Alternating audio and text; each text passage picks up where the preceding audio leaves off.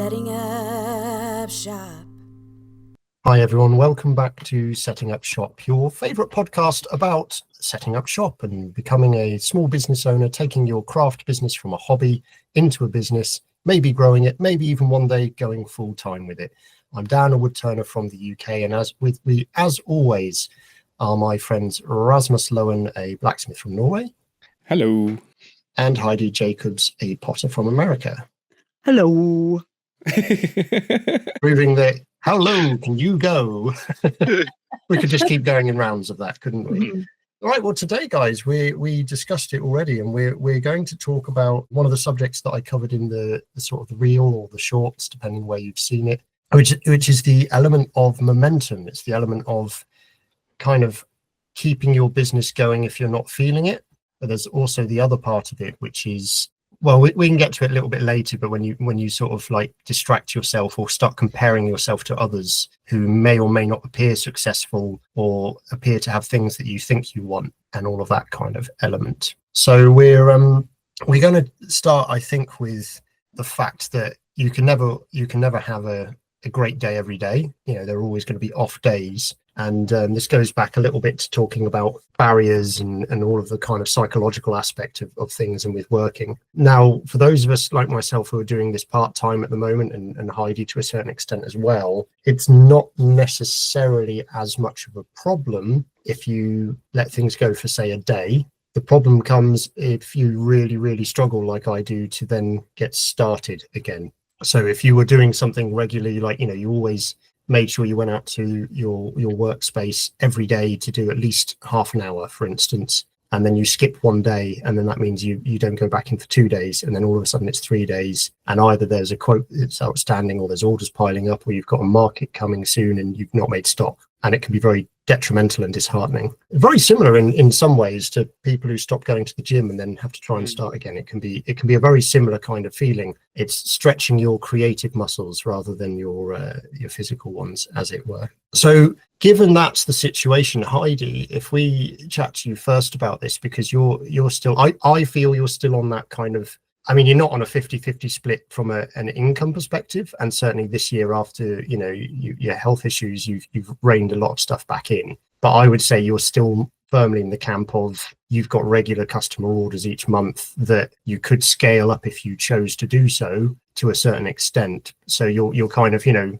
whereas I would say I'm much more in that kind of hobby aspect. I can let things drift a little bit, so maybe I'm more at risk or less at risk or whatever. But how do you kind of, first of all, how do you identify if that's happening, and what do you do to try and combat it? Well, I think that with my personal current journey, it's I used to overdo it by, you know, trying to over task myself, and that was a lot of just me taking on more than what I had capacity for, and then feeling like I needed to maybe overdo it. Like if a client would say, I have as much time as needed to get something done, I would still put it on myself to get it done within whatever my imaginary timeline is, just because I'm constantly worried about like what the next thing is going to be that comes in, or, you know, what if this is the last project I ever do, or, you know, what if this is the last client that ever asked me to do something. And for the longest time, it was I overwhelmed myself by pushing to be in the studio any waking moment that I wasn't obligated, and I mean obligated, to be doing something else. And now in this new mindset that I'm in, I'm trying to avoid having those moments where I feel like I'm slacking off. So if it's like I have a Sunday and I don't have any plans, but I also don't have any like urgent studio work, I'm trying to allow myself to use that Sunday to rest, like truly rest. Yeah. But I think one thing that might end up happening, or that I fear might happen, is that I would lose my momentum, right? Like, okay, well, this Sunday then turns into like Monday, Tuesday, Wednesday, I'm not in the studio. And then just like, what if I'm still in that what if space? Like I haven't made it to the point where like that does come to fruition, where I completely lose my momentum and I don't want to be in there. But I'm fear-based, really, at the end of the day. Like I'm manic and fear-based, that if I don't follow through with an order earlier than when I'm supposed to have it delivered, or if I'm not putting myself in my studio on those days off. Like, I don't know. I just haven't experienced that where I just can't go in my or I don't want to go in my studio, or, you know, like I lack the personal wherewithal to like push myself to go in the studio. Like, that's not my issue. But it is a fear of mine, knowing that other people, like even my husband, where it's like, oh, you know, the gym metaphor of like, okay, well, if I miss the gym this weekend, and, you know, then I give myself a cheat meal, and then I, you know, give myself another cheat meal, and then I do this and that and the other thing. It's like you fall off the wagon. I haven't experienced that, to like the fall off the wagon part, because I'm like neurotic. But it is a concern of mine that if I do let myself not live in fear, I don't know, like that I would, you know, slack off to the point where I'm like, that can wait. I don't have to do that. Yeah. I don't know. I'm very much project oriented. May I ask one thing? Mm-hmm. Is a bit of that fear also that if you slack off too much, you are afraid of losing what makes it work? Losing that bit of spark, or something undefinable sort of that makes Whitehall Pottery work now? Yeah, maybe because it's defined every aspect of the business. It's defined me as a maker and a person. I have been trying to like have little, like, instead of the big gargantuan goals, like you guys remember the list I used to make of like, I have to accomplish these 45 pieces, and then I have to do this, and then I have to do that. I've pared it back. So now it's more like manageable. 30 items. Oh yeah. But like more manageable.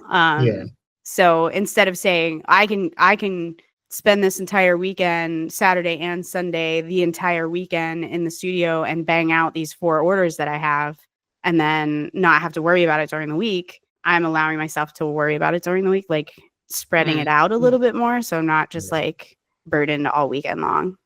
I don't know. I don't think that answers your question at all.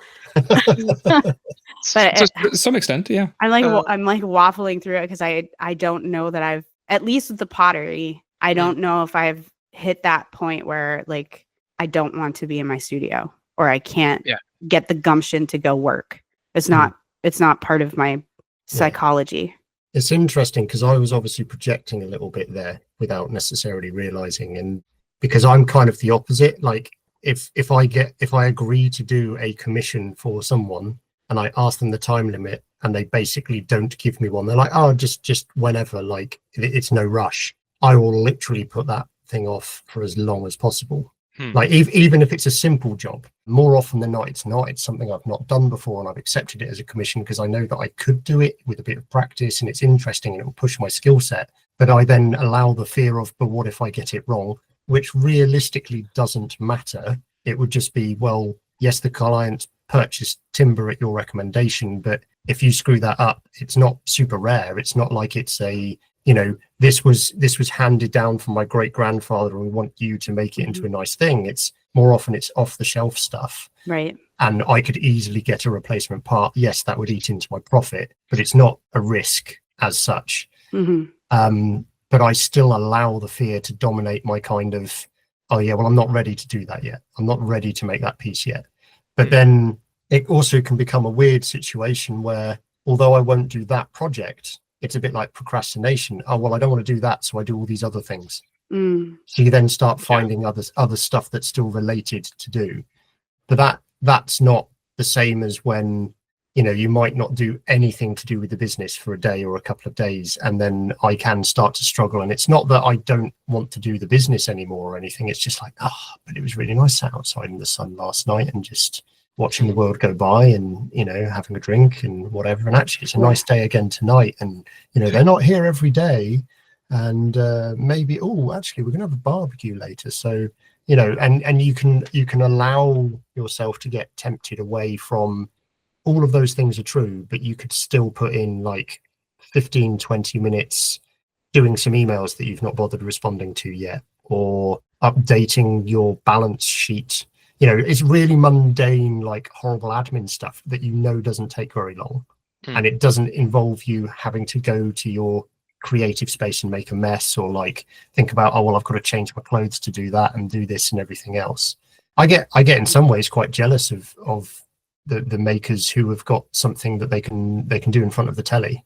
Like, you know, they can sit in their living space with their family around them, and no one complains or has a problem with them sat making their thing in that environment. So you're still with everyone, you're still able to socialize, but you're also still producing. Yeah. But yeah, I mean, that's just kind of an element of it for me. What about you, Rasmus? What's your because this is the thing, is you're in a very different situation in that this is your full-time job. Yeah. So if He's you a one-man decide, show too. yeah, if you decide not to go into the workshop for a couple of days, that's going to cost you, unless you've got a different way of generating revenue that doesn't involve you in that space. Yeah, I very much have that fear of if I were to stop trying so hard, stop working so hard, that whatever magical sauce I've concocted that makes this work now, I will lose that. Yeah. Yeah. I feel that. Mm-hmm. So I, in that sense, I'm very fear driven into, I need to get shit done as much as possible all the time, which definitely is not healthy. So on that, sorry to interrupt, but on that, does that mean then, so for the time that I've known you, not that I've stalked your social media and you may not have shared stuff about it anyway, but for the time that I've known you, the only time that you've taken a break or gone on holiday has always involved you either swing dancing, which is your major hobby as opposed to a job, or you have gone to some form of maker related event, or had maker friends with you visiting the polar bears. Yeah. Which I think is the first time we've mentioned the polar bears on the podcast. For those people who aren't aware, they're not actual polar bears. They're very large white dogs that could probably see off a polar bear at Rasmus's dad's farm. They're the cutest. So is that accurate? Yeah. It feels like everything that you do, and I'm probably very similar, like everything that you do still is adjacent to work. Like, Yeah. And that's not a criticism. I plan of a lot of anyone things at all. adjacent to It's not a pottery. criticism of anyone at all. No. If anything, and this is the next statement isn't a criticism of the people who aren't doing it, but if anything, one of your measures of success, like we've spoken about before, or the reason for your success rather than the measure, is the fact that you are so entrenched in what you are doing that it is every aspect of your life, and that you're always seeing an opportunity, and rather than stepping away from the opportunity, you're going, well, let's give it a go. What's the worst that could happen? If budget allows, if time and budget allows, why not see if we can sell some machinery that I've imported from another country to other people out here? Oh, it's working. Okay, great. Well, let's scale it up. You know, like, I have a very interesting sense of risk tolerance, I guess. I don't think it's all that extreme. There's a lot of things I considered absolutely stupid risks, like skydiving or riding a motorcycle. It's like, no, that's not for me. No, I don't even like going go-karting because it's like, it doesn't appeal to me. Yeah. But when it comes to all these business things, like, I have maybe fallen into the trap of taking what I love and turning it into a business. Yeah, but that's possibly what we're all discussing, and our listeners are hoping to do themselves. And I'm saying I think I've just made that work because I am not caught up on the specifics of what I enjoyed in blacksmithing.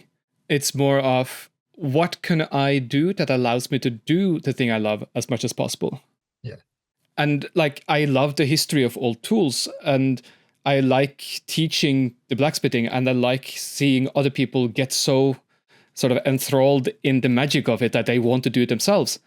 And then suddenly that's a business opportunity of, well, fuck it. Okay, can I get tools to them people? Can I organize something that makes the community of blacksmithing grow in Oslo? And all of these things. So yeah, almost everything I do outside of swing dancing, everything tends to revolve around the business, because I have expanded the business to encapsulate almost everything I find interesting. Yeah. But that's a kind of, I would just like to say that I think I have been lucky to figure out the balance there of taking what I love and making it into business without losing the love for it. Whoa. Hang on. you can't be the one to say that you think you've been lucky. So this won't be relevant to those guys. Well, it won't be aware of those guys. We have our group chat. He made a comment in there like yesterday or this morning or something about some business deals, situations, and I jokingly put in there #blessed, and he was straight on that about like, no, this is all hard work and like the things going back around that I've put in. You don't get to now drop in there that I think I've been lucky because I figured out my balance. No, man, you put the work in. You've like I know, but it's not luck. It's having a sense of, okay, I need to back off of this point and push forward on this one. It's a level of like emotional and business intelligence that, whether or not that's been created from prior life experience or what, you can't just claim that's luck. Luck is you meeting me. That's an entirely different situation. Apart from the last comment, I recognize the compliment. I just struggle to accept it. As we all do. Yeah. But sort of in that little pocket of things, yes, I know I worked really hard on making the business work. And I've been doing it for 12 years now. Yeah. So it's like, it's not random that it's been working, but the luck element of it that I appreciate is the fact that I have met certain amount of people along the way that have given me bits of wisdom or help that now allows me to be where I am. But the important part of that is, though, you've met them, you've listened to that, but then you've taken it on board and implemented it. Yeah, so that's the smart part. Anyone can listen to good advice and be dumb enough not to take it. Yes. That's easy. Well, yeah, we can look on and say it's easy, but, it doesn't always translate, does it? No. But yeah, there's a certain amount of balance to the way I do things that makes me enjoy it more. Yeah. But I need to constantly also remind myself of and schedule in like, okay, now I'm doing X number of welding jobs. Now I need time to play with a hammer again. I think that's the hard part to like, you can take on all of the things, but being able to recognize like, okay, well, I know that like mentally I might get burned out by only doing this one facet of this, and being able to spread it out. I don't know. I think it's fascinating when you get to a point where you can judge yourself for like what's coming in and be able to have the power of no or the power of later versus, oh my God, I just need to take everything. And that like, well, if I don't say yes now, it's the opportunity is going to disappear. Yeah. I think what it is managing the fear. Yes. It's managing the fear, but also I think you've through, so I was going to say possibly through past experience, and I think part of this, I would argue, but because I didn't know you until after the situation, I would argue that possibly part of your time during your stint in the Army for National Service or whatever, that you had instilled in you the understanding of defining boundaries, in the sense of, you're very good that if we jump on one of these calls and there's something you need to do later, you will say to us right at the beginning, I need to be gone by X time because I have this other stuff to do. And it's not about how good is the conversation going, or like, oh, we haven't seen each other a while and we want to chat or whatever. It's not that you don't want to spend time with us, but you have been very good at setting in your mind and then telling us. So you've thought about it, you've vocalized it, and you've probably got it written down on Notion or some app somewhere with an alarm to tell you this is the next thing that needs to happen. And I think that's a very valuable skill that everyone can learn and teach. Well, not necessarily teach, sorry, everyone can learn, is being able to actually establish ahead of time, this is the portion of time that I can allocate to these things. And then you need to stick to it, which is the hard part of it. And obviously that can change. If you've allocated time in an afternoon to visit a client and then the client contacts you and says, I can't do today, can we shift to another time or another day? Then obviously that can move. But in that scenario, I would imagine what happens, Raz, if you have a client move, is that you then go, right, what can I do to fill that space with something else productive? Whereas I would go, hey, free time, or like, and it's the understanding of how precious time is, but balancing it enough that you're not burning yourself out by dedicating all of the time, to being productive all the time, whether it's admin, physical, or whatever. It's scheduling in the social, the time with your better half, and all of that kind of stuff as well. I think the word there is disciplined. Yeah. Well, I think that's what I was getting at. I didn't know whether it was, the scouts in the military that had kind of instilled that level of discipline, and you've just managed to carry it on because you were young and impressionable, and it just didn't make sense to not do that. Yeah, one or the other. But that's definitely a big thing that I think is very important. Making a plan and being able to stick to it as much as possible. And also being able to adopt the plan of saying like, oh yeah, the client rescheduled. Well, I already have this long list of things that should be done. None of them are critical, but I can relax by doing one of the more relaxing parts of this, some of the less intensive things. Yeah.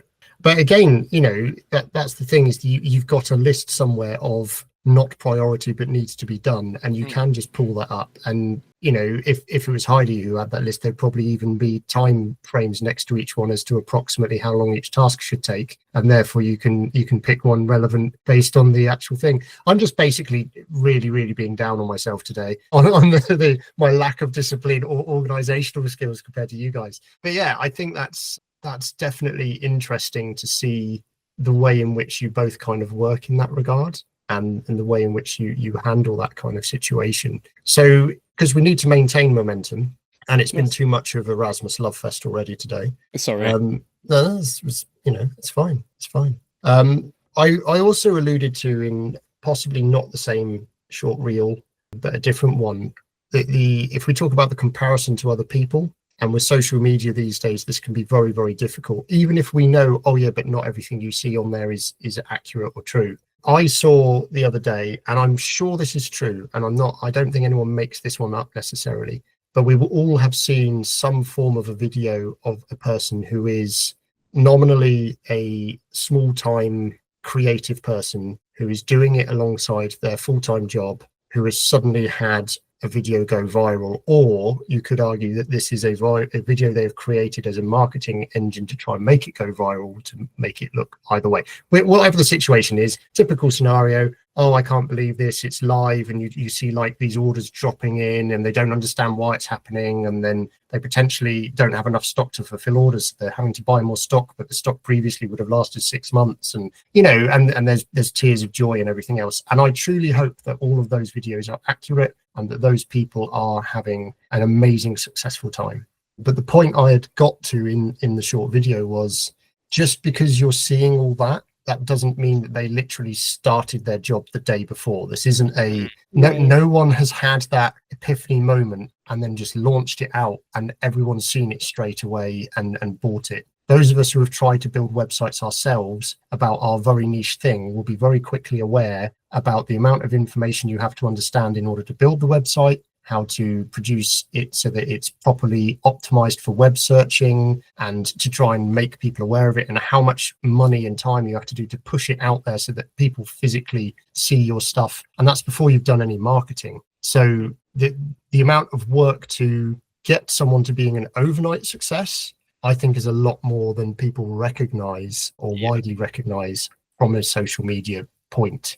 And that's before you even start thinking about, well, it's all right for them, they're in a full-time job, or it's all right for them, they've got a partner who's wealthy enough that they can afford to sit in their studio and paint all day, or whatever, which all come from places of jealousy, whether they're true or not. The point is that whoever is doing the thing still has to be good at the thing for it to get to be popular. Yeah, and it's far too easy to make excuses either for why you can't or for why they can. Yeah. But when it comes right down to it, you kind of just need to get shit done and do the thing. Yeah. Even if it's the most basic of practice pieces, just to keep the ball rolling. Yeah.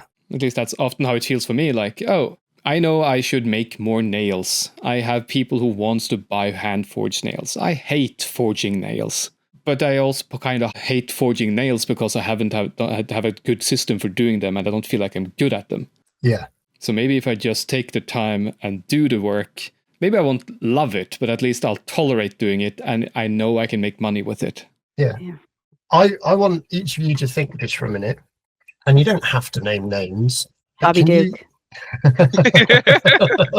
That's just shouting out Bobby Duke for, you don't even know what the question was yet.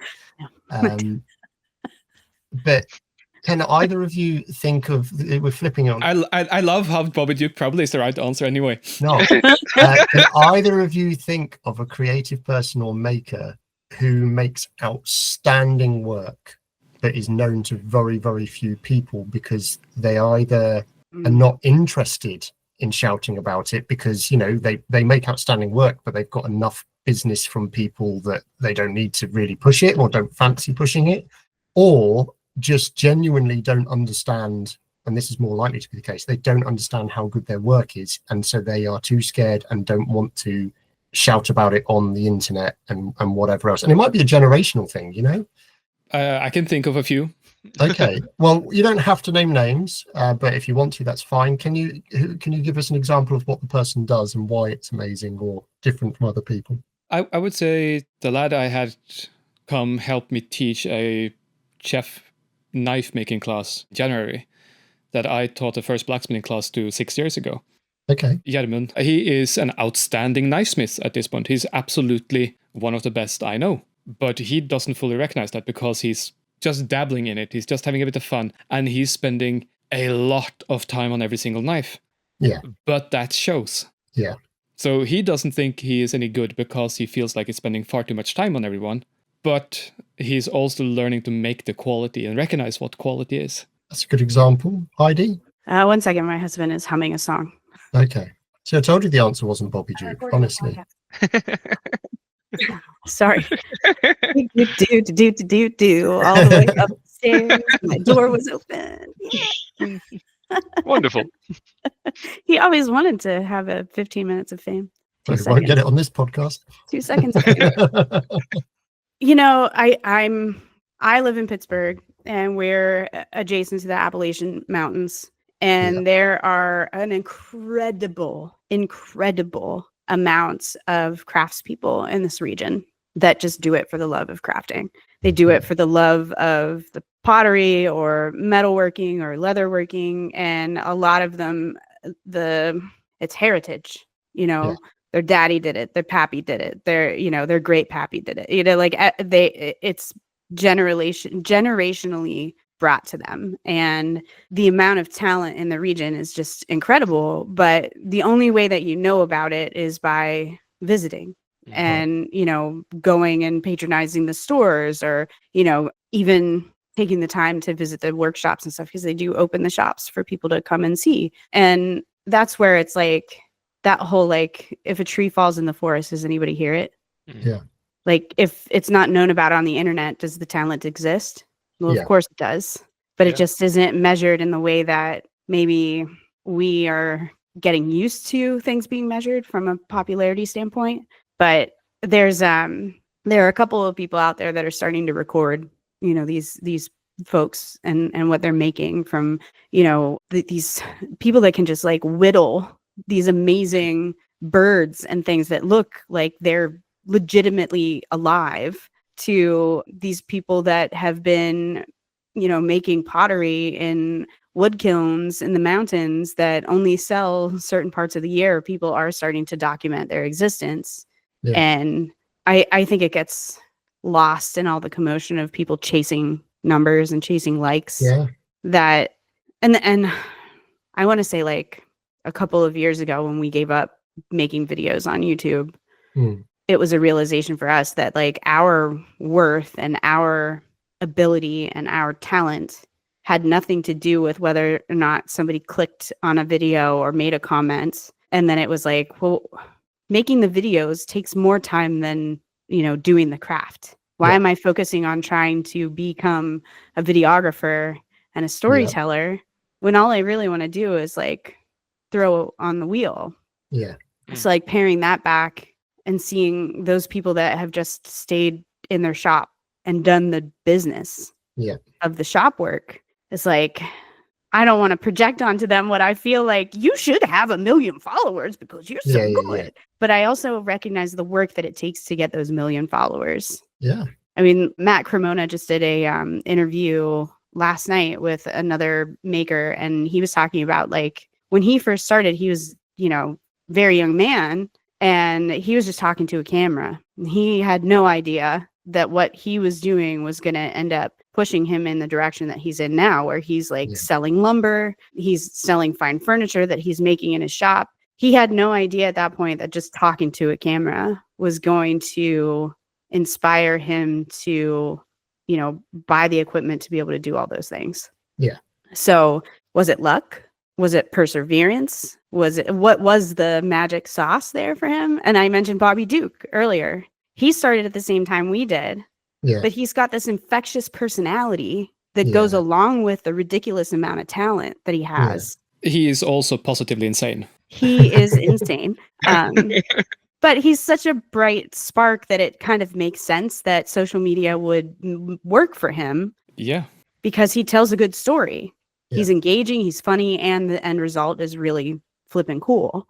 Matt Cremona is a little bit different. His authenticity and what he was building kind of created that like snowball down a hill momentum of like, okay, this is next, this is next, this is next. And he was just like riding it all the way.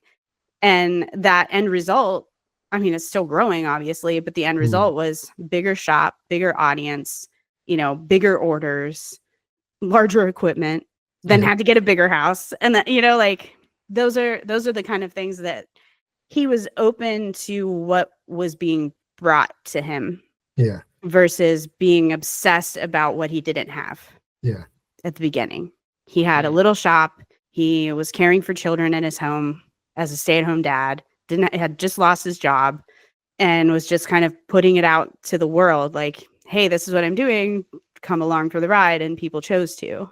And I think there's a lot to be said about, you know, taking those opportunities and letting them carry you versus looking at those opportunities and saying, I'm not ready yet, or I don't have the right tools yet, or I don't have enough space yet, or whatever. Like there's always that's not the financially best decision. Yeah, there's always an excuse. But to go back to your point of like people that are just doing it and don't have the social media claim, they're still doing it. Yeah. But what does it matter? Oh yeah, if they're viral, if they're viral or not. To them, they're like, I love the craft. I love what I'm doing. I don't need applause. I don't need likes. I don't need whatever. Every piece of artwork doesn't need to change the world. Right. Sometimes you just do it because you need something to do in the moment, right? And other times you do it because you have stuff to work through. And art is the result of that. And then other times you have commissions where someone wants art and they want it made by you. And it is kind of soulless in that sense. It doesn't mean it's worth any less, any of these. They all do a job, they all have a function. One is your mental health, one is your financial health. See, you touched on something that I find really interesting there, and I've struggled with as well. And you know, yourselves and other friends will realize, like, grasping the concept of someone who is in the same craft as yourself wanting to buy an item of yours at full price. Yeah, that's intimidating. And you're sat there going like, but you can make one of these. Why do you want mine? Why do you want mine? Or because it's made by you. Oh, okay, that's fine. Well, I'll give you friend and family discount. No, I don't want to. I want to. Like, I want to support you. And the person who did it to me, like, literally just went on my website and bought it. I had no idea that they were going to. They just bought this thing through my website, and I was just like, but why? Like, the first thing I did to reach out to them was say thank you, but then what? You know, why? Like, you know, discount, all this kind of stuff. And they were like, no, this will look amazing in my kitchen. I really look forward to using it, you know, and all this kind of thing.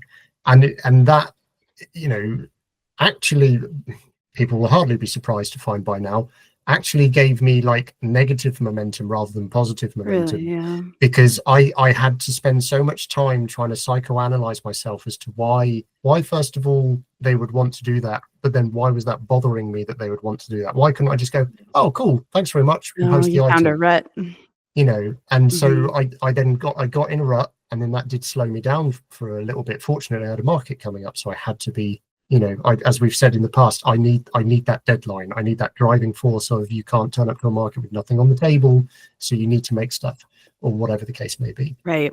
So I think it's quite important to talk about momentum from the perspective of how do we keep moving forwards, but recognizing things that can knock us back and how we can adapt and cope with them. Because I think, again, it's interesting how for the majority of what you've done, Rasmus, you've not had what one of my former lecturers used to call a domestic support module.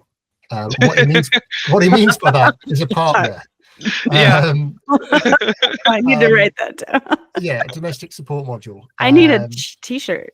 Yeah. I'm his domestic support module, or yeah, he's my domestic support module, or whatever. We could probably add that to the t-shirt list, I'm sure. But my point being is that you've realistically you've been on your own for that 12-year journey, so you've not been able to kind of go, oh, what do you think about this, or what do you think about that, and have that support element of someone going, hey, like, so how did it go in the shop today? And you're able to say, oh, well, this weird thing happened and such, and they understand you well enough to go, well, what are you going to do about that, or why are you now going off doing this other thing? Like, come on, and or able to ask the questions to make you think in the way to go forwards. That's not to say you don't have friends who will do that, but it's makes a big difference. We keep bringing up, or I certainly keep bringing up, about having the support network around you of friends who are makers, but also like, partners, family, whatever, who understand you well enough to sort of go, ooh, from a social media perspective, oh, hang on, they haven't posted anything for 2 or 3 days. They didn't tell me they were going on holiday. I wonder if they're okay. Just drop them a message just to check in and like, hey, look, get it if you're having a break from social media, but are you okay? Or are you spiraling on something because someone's asked a question and now you're like, are you doing a Dan? What's happening? Why?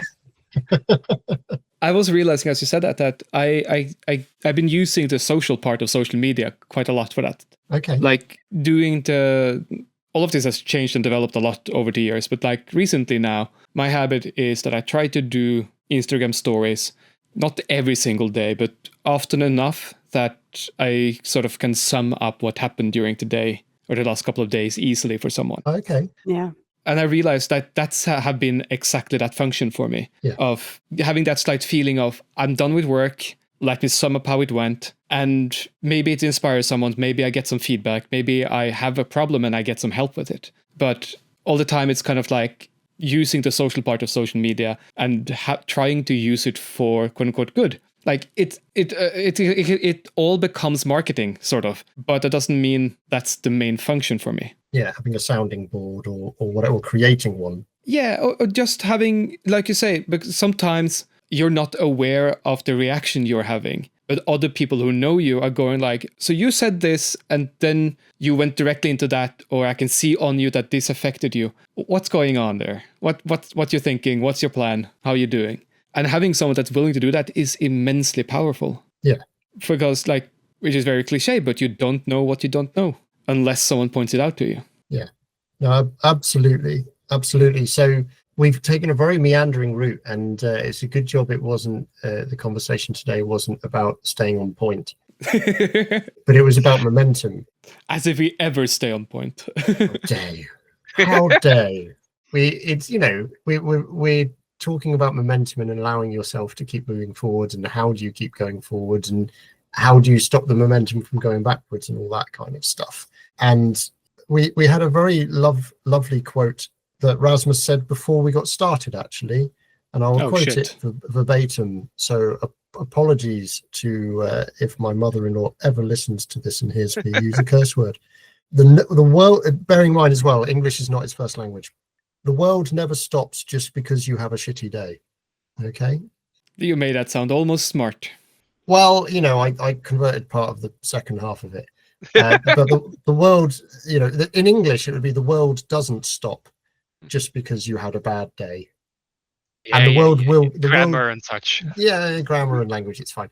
The world will always just keep going even if you're having a bad day. And I think if you are looking to do this as a business, if you are looking to do this enough of a business that you want to keep that momentum going, to grow and to enjoy it, absolutely enjoy it, but also to actually get some level of success out of that. Momentum needs to be there in a positive manner, whether it is you spend some time in the shop playing with something that's been on the back of your mind, whether or not you're doing some fadmin, as I like to call it, emails, bookkeeping, that kind of stuff, or whether it's even just like, reading some of maybe you've got reference books like I do, and you just grab one off the shelf and just look through it for inspiration, and then maybe it will send your brain on more of an inspirational path. And I've been looking at an awful lot of books on sharpening tools recently for various different reasons, and what I found fascinating about that, because we're going to deviate completely again,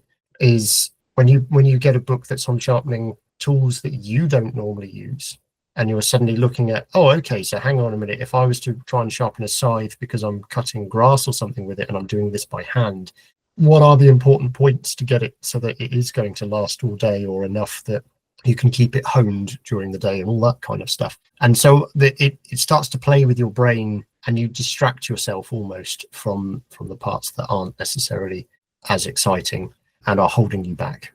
So you can, in some ways it's procrastination, but also not. And you can kind of almost trick yourself sometimes, but it can be a struggle. But reach out to people if you recognize that you've lost your momentum on it. And hell, you can reach out to all three of us. We're available through Instagram on @setting_up_shop, setting_up_shop, spelled SHOPPE. You can reach us individually. If you'd rather speak to us individually, I am at Tarrant, TARRANTS.co.uk. Rasmus is at Rasmus Loen, LOEN. And Heidi is at Whitehall_pottery. It doesn't have to be a question related specifically to our craft.